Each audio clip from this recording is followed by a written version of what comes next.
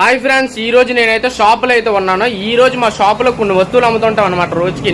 వాటిలో హిందీలో ఏటంటారు, తెలుగులో ఏటంటారు అనేది మీకు ఈ వీడియోలో చూపిస్తాను చూడండి. కొంచెం నవ్వుకుంటారనమాట.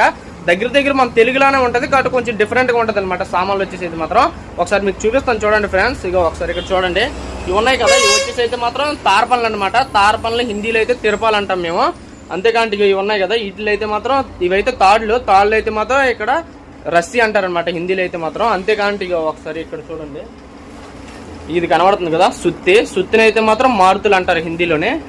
అంతేకాకుండా ఇక ఈ బాక్సులు కనబడుతున్నాయి కదా, ఇందులో అయితే మాత్రం టాపీలు ఉన్నాయన్నమాట.